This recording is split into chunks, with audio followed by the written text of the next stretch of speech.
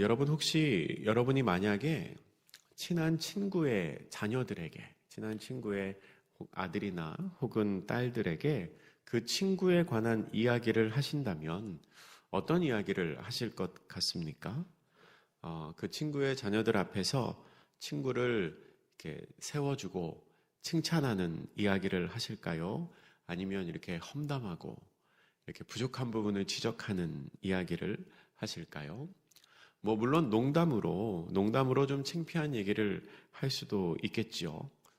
초등학교 갈 때까지 지도를 그렸다더니, 몇 살 때까지 코를 흘렸다더니, 그런 얘기 하실 수도 있겠지만, 보통은 좋은 이야기 할 겁니다. 좋은 이야기 하고 좀 세워주는 이야기를 하겠죠. 굳이 안 좋은 이야기 하고, 굳이 창피한 이야기, 굳이 험담을 들춰내서 그 친구의 이미지를 나쁘게 만들거나 아니면 부끄럽게 만들거나 사이가 어색해질 필요는 없기 때문입니다. 배경이 좀 특수하기는 하지만 오늘 본문에서 모세는 출애굽 2세대에게 이 출애굽 1세대의 부끄러운 이야기를 하고 있습니다. 사실은 부모 세대로서는 감추고 싶은 이야기입니다. 말해주지 않으면 모를 수도 있는 이야기이지요. 어떻게 보면 굳이 생각하지 않아도, 굳이 이야기하지 않아도 될 것 같은데, 모세는 그때 있었던 일, 약 40년 전에 있었던 일을 하나하나 자세히 그 자녀들에게, 자녀 세대에게 설명을 하고 있습니다. 모세가 율법을 받기 위해서 시내산에서 40주 40야를 머물 때까지만 해도 참 좋았습니다. 물론 많이 두렵기도 하고 모세가 금식을 하면서 몸이 지치기도 했을 것입니다. 하지만 충만한 은혜 가운데에 있었습니다. 그런데 갑자기 하나님이 진노를 하십니다. 어제 새벽 본문이었던 신명기 9장 11절과 12절, 오늘 본문의 바로 위에 있는 본문이죠. 이어지는 내용인데요. 9장 11절과 12절을 우리 같이 한번 읽겠습니다. 시작. 40주 40야를 지난 후에 여호와께서 내게 돌판 곧 언약의 두 돌판을 주시고 내게 이르시되 일어나 여기서 속히 내려가라. 내가 애굽에서 인도하여 낸 내 백성이 스스로 부패하여 내가 그들에게 명령한 도를 떠나 자기를 위하여 우상을 부어 만들었느니라. 아멘.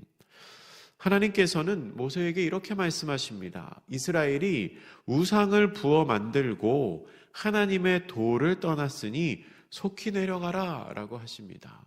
얼마나 화가 나셨든지 이 말씀에서 모세를 향하여 그러니까 모세, 네가 애굽에서 인도하여 낸 너의 백성이 부패했다라고 말합니다. 내 백성이라고 하시지도 않지요. 그리고 그 다음에 나오는 오늘 본문의 시작인 13절은 이렇게 기록합니다. 여호와께서도 내게 말씀하여 이르시되 내가 이 백성을 보았노라. 보라, 이는 목이 곧은 백성이니라. 아멘. 지금 이스라엘을 목이 곧은 백성이다라고 말씀하십니다. 교만하고 불순종하는 사람들이라는 겁니다. 이 목이 곧다는 것은 문자 그대로 해석하자면 길들여지지 않아서 제멋대로 행동하는 짐승과 같은 존재라는 뜻입니다. 멍에를 매면 짐승이 이제 가축이 돼서 주인의 말을 듣게 되죠. 근데 이 목이 곧은 백성은 도무지 길들여지지가 않는 겁니다. 자기 멋대로입니다. 하나님께서는 그런 이스라엘을 없애려고 하십니다. 14절입니다. 같이 읽겠습니다. 14절 시작. 나를 막지 말라. 내가 그들을 멸하여 그들의 이름을 천하에서 없애고 너를 그들보다 강대한 나라가 되게 하리라 하시기로. 아멘. 천하에서 그들의 이름을 없애겠다고 하십니다. 그러면 지금 하나님이 왜 이렇게 진노를 하고 계시는가?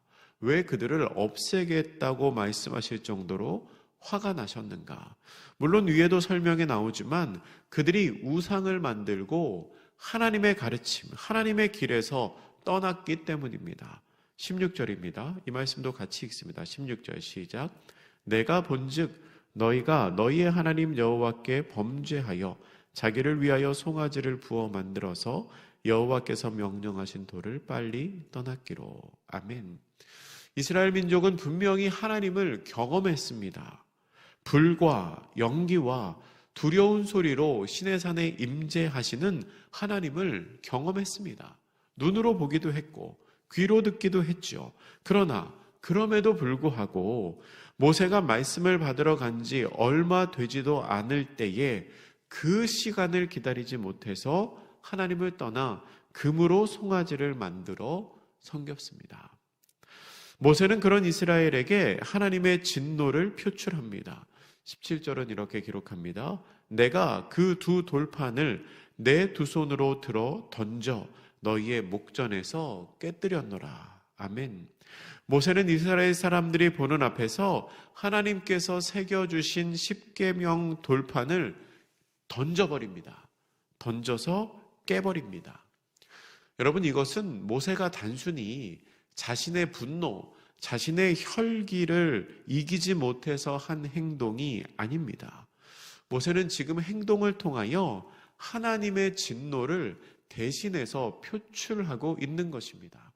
자기 화에 못 이겨서 돌판을 던지러 깨트린 게 아니라 하나님이 이렇게 화가 나셨다는 것을 그 행위를 통해서 나타내 보인 것이죠. 또한 그 돌판이 깨지는 것을 통해서 이스라엘이 하나님과 맺은 언약이 파기되었다는 것을 행동으로 보여준 것이었습니다. 하나님께 지금 받아와서 여기에는 십계명이 적혀 있죠. 근데 이것을 이스라엘에게 차마 보여주기도 전에 이스라엘이 우상을 숭배함으로 말미암아 그 약속이 깨져버린 것입니다. 이 약속을 선포하기도 전에 약속이 깨졌습니다. 그렇게 계약이 파기되었으므로 하나님과 이스라엘 사이의 약속은 무효가 되었고 더 이상 하나님이 이스라엘 민족을 지켜주실 이유가 없습니다. 하나님이 이스라엘을 진멸시켜도 이스라엘로서는 할 말이 없습니다. 왜냐하면 이스라엘이 먼저 약속을 깨뜨렸기 때문입니다. 지금 그것을 모세가 행동으로 보여주고 있는 겁니다. 그런데 모세가 지금 하나님을 대신해서 이스라엘을 향해 진노를 표출하고 있기는 하지만 이 모세의 마음에는 여전히 이스라엘을 향한 걱정과 이스라엘 민족을 향한 사랑의 마음이 있었습니다. 그래서 이스라엘의 불순종을 목도한 그 순간 모세는 물론 하나님의 진노를 표현하기도 하지만 그 이스라엘을 위해 기도하기로 결심합니다. 모세의 선택은 이스라엘 민족을 정죄하고 비난하고 포기하는 것이 아니라 그들을 위해서 간절히 기도하는 것이었습니다. 물론 책망하지요. 모세도 화를 냅니다.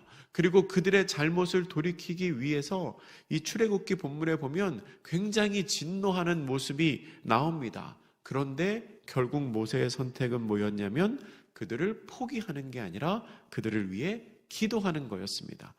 18절과 19절의 상반절까지 우리 같이 읽겠습니다. 시작.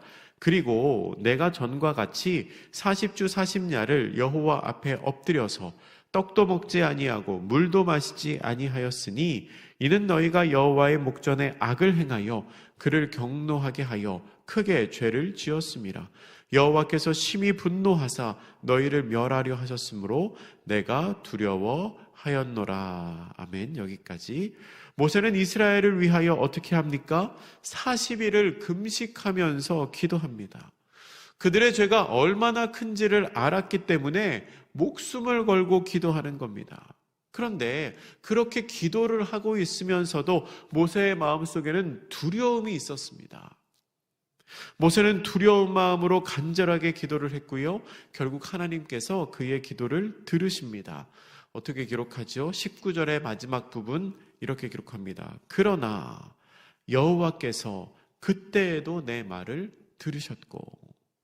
모세가 두려운 마음으로 기도했지만 그러나 신실하신 하나님께서는 그때에도 모세의 기도를 들으셨습니다. 하나님께서는 한 번 더 모세의 기도를 들으셨고요. 이스라엘을 용서해 주십니다.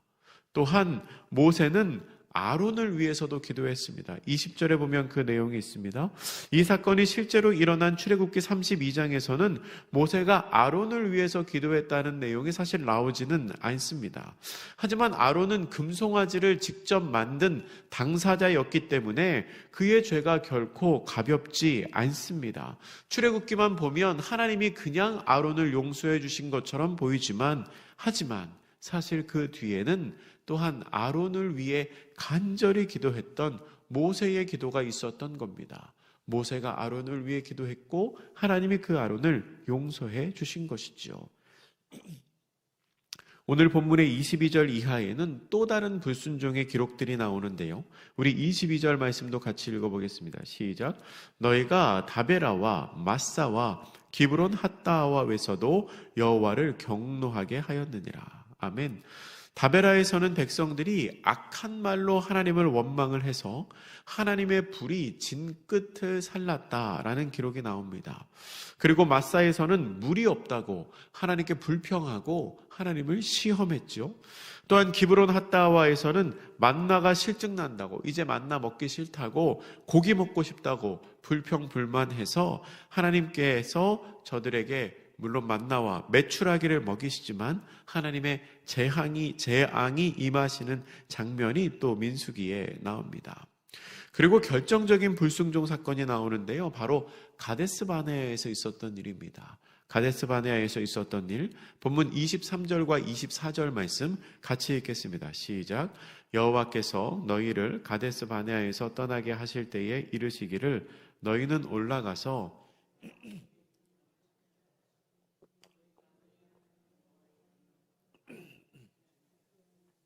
그 말씀을 듣지 아니하였나니 내가 너희를 알던 날부터 너희가 항상 여호와를 거역하여 왔느니라. 아멘. 출애굽 당시에 하나님께서는 이스라엘 민족을 가나안 땅에 들여보내기 위한 모든 준비를 다 해놓으신 상태였습니다. 이제 가데스바네아까지 갔고요. 가데스바네아는 가나안 땅의 바로 밑에 있는 도시입니다. 이제 그곳을 지나 가나안에 들어가기만 하면 됩니다.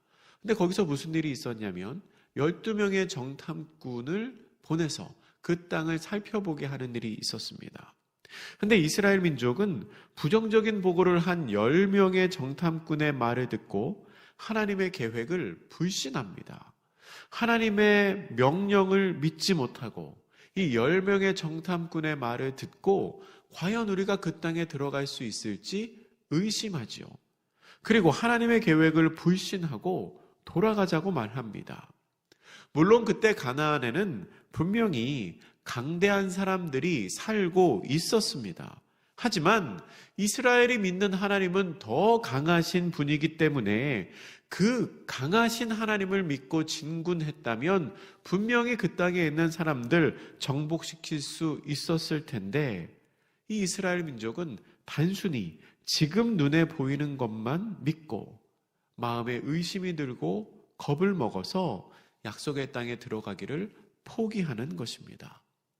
그리고 그들의 그러한 행동은 하나님의 큰 진노를 불러 일으켰습니다. 하나님께서는 계속되는 불순종과 불신에 이스라엘을 향하여 진노하셨고요. 그 순간 모세는 하나님 앞에 다시금 이스라엘을 위하여 기도합니다. 오늘 본문의 25절과 26절입니다. 같이 읽습니다. 시작. 그때 여호와께서 너희를 벌하겠다 하셨으므로 내가 여전히 40주 40야를 여호와 앞에 엎드리고 여호와께 간구하여 이르되 주 여호와여 주께서 큰 위엄으로 속량하시고 강한 손으로 애굽에서 인도하여 내신 주의 백성 곧 주의 기업을 멸하지 마옵소서. 아멘. 모세는 또 간절한 마음으로 하나님께 기도합니다. 기도하며 이 백성이 하나님의 백성임을 호소합니다. 하나님께서 강한 손으로 애굽에서 인도하여 내신 주의 백성입니다 라고 2번이나 말하죠. 그리고 하나님과 약속을 맺은 아브라함과 이삭과 야곱의 후손입니다 라고 호소합니다. 또한 하나님이 이들을 여기에서 죽이시면 대적들의 웃음거리가 될 거라고, 대적들이 하나님을 비웃게 될 거라고 하나님께 간구합니다. 그렇게 간절한 모세의 기도를 듣고 하나님께서는 다시 한번 이스라엘에게 기회를 주십니다. 서두에 말씀드린 것처럼 모세는 출애굽 1세대의 부끄러운 이야기를 지금 아들뻘인 출애굽 2세대에게 말하고 있습니다. 그러면 모세가 지금 왜 이런 얘기를 할까요? 이 출애굽 1세대를 정죄하고 망신 주기 위해서 이 이야기를 하고 있는 것일까요? 아니면 그런 불순종의 순간마다 간절한 기도로 이스라엘을 구해냈던 모세 자기 자신을 드러내려고 그때마다 내가 기도했지, 내가 기도해서 너희들 살아남은 거야 라는 자랑을 하려고 지금 이 이야기를 하고 있을까요?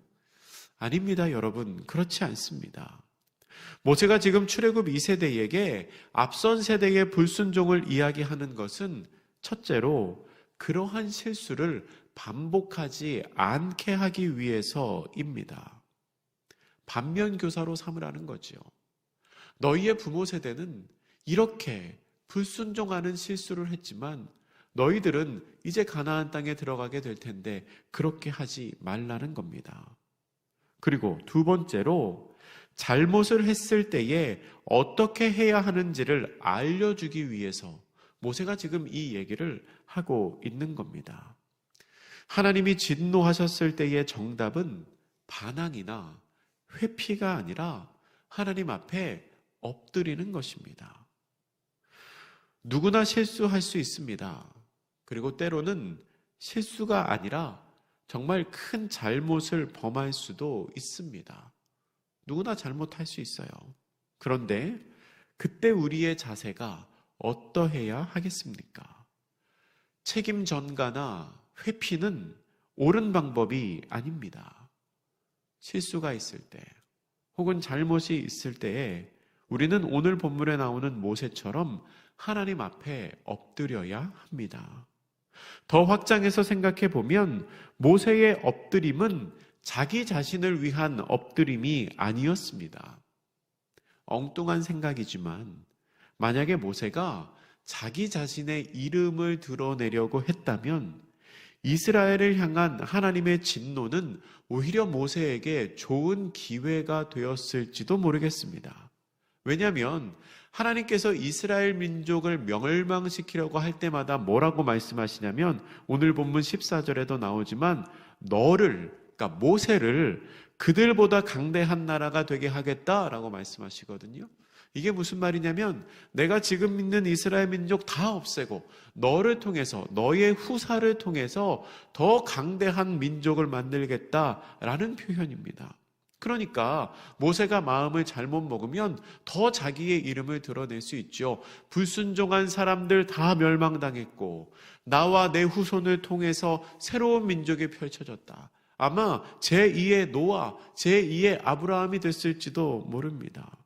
그러나 그 순간 모세의 선택은 자신의 안위를 살피지 않고 오히려 이 불순종한 이스라엘을 위하여 목숨을 걸고 기도하면서 목숨을 걸고 금식하면서 하나님 앞에 나가 엎드려 기도합니다. 그리고 모세의 그 엎드림으로 말미암아 이스라엘 민족이 살았습니다. 그리고 생각해 보면 우리도 마찬가지의 은혜를 입은 사람들입니다. 우리를 위해서 자기 자신을 내어주신 예수님, 예수님의 그 엎드리심과 예수님의 그 십자가로 말미암아 우리가 살았습니다. 마찬가지입니다, 여러분. 혹시 우리에게 위기가 생겼을 때 우리 가정에, 우리 공동체에, 우리 교회에, 하나님 나라에 위기가 생겼을 때 그 순간 나의 엎드림으로 말미암아 우리 교회가, 우리 가정이, 그리고 누군가가 살 수 있게 됩니다. 우리가 그렇게 하나님 앞에 엎드릴 수 있는 사람들 되기를 바랍니다. 어려움의 순간, 심판의 순간에 나의 엎드림으로 내가 살고 우리 가정이 살고 우리 교회를 살리는 복된 성도님들 되시기를 주님의 이름으로 축복합니다. 기도하겠습니다. 사랑의 하나님, 이스라엘 민족은 많이 실수했습니다. 그리고 많이 잘못했습니다. 그 불순종으로 말미암아 하나님의 마음을 아프게 하고 그 불순종으로 말미암아 하나님을 진노케 하여 몇 번이나 멸망당할 위기가 있었습니다. 그런데 그때마다 그들을 위해 엎드렸던 한 사람 모세가 있었고 하나님께서 그 모세의 기도를 들으셔서 그 이스라엘을 살리시고 다시 한번 기회를 주시고 저들을 통하여 하나님의 뜻을 이루어 가신 것을 우리가 봅니다. 주님, 저도 그런 한 사람이 되기를 원합니다. 어려움의 순간, 심판의 순간에 내가 책임을 회피하고 눈을 감고 다른 사람을 정죄하는 것이 아니라 엎드려 기도함으로, 엎드려 간구함으로 나를 살리고 가정을 살리고 교회를 살리고 하나님의 나라를 세워가는 우리 모두가 되게 하여 주시옵소서. 감사드리며 예수님의 이름으로 기도드립니다. 아멘.